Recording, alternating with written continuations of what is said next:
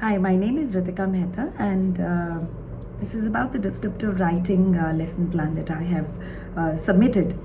So basically, the teacher, first of all, she puts up an audio clipping and makes the students listen to the audio clipping and makes them feel, that imagine that you're at a beach and you're going to express yourself.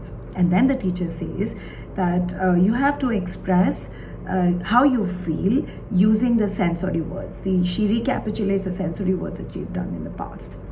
So, what would you smell? How would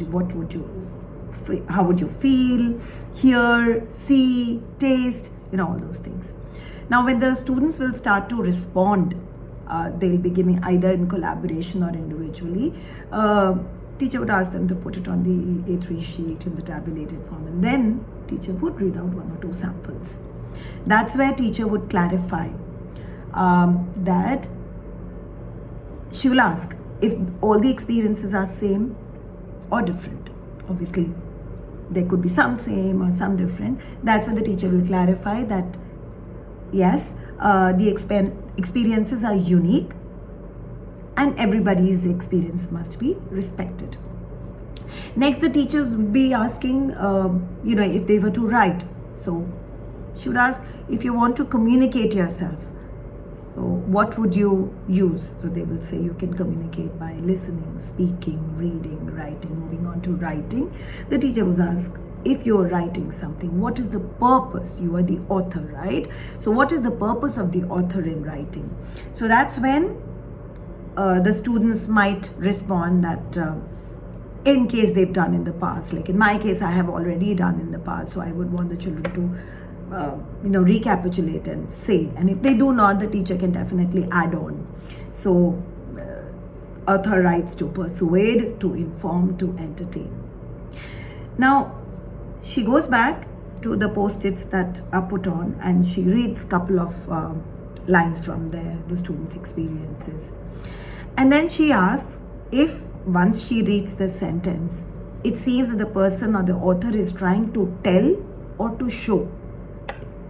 That's where the difference between show and tell will come. So here the teacher is trying to clarify a misconception. Sometimes students, when they do writing, they just feel that they have to list out, just write down what happened one after the other in sequence, which is more of narration. Out here we're talking about descriptive writing, so she needs to lead the students to understand that when you're describing using the senses, it is about showing and not telling. Yeah? And how would you show? You would show using the 5 senses. So that's important. Next, the teacher is going to be putting up a passage which is a flat piece of writing which does not have sensory words or descriptive words. And then she would compare it against another piece of writing, which in my case, since I'm doing the unit on biodiversity, I would relate it to that. And let's say tropical rainforest, describing words which the students will say adjectives, maybe green or the smell, the humid environment, they talk about that. Yeah, so that kind of a passage is there.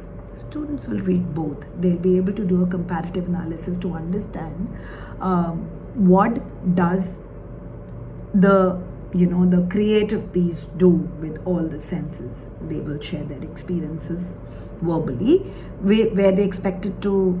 They might say, yes, this was here. I can imagine that I'm already in the tropical rainforest, right? And the flat piece, yeah, it was giving me the information how the tropical rainforest would look like. But yes, I could not really feel what the author is trying to tell.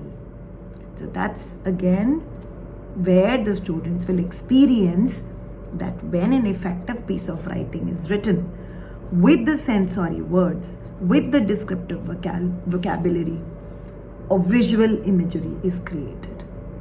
Another attempt that the teacher would be making is teacher would be giving some examplers to the students. Once they understand that it is about visual imagery to be created, descriptive words to be used to express, then she gives them some examplers.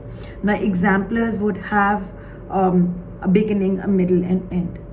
Here, she would be in the exemplar, the beginning would be very interesting, and then the detailing using the sensory words and the descriptive words, and then the conclusion.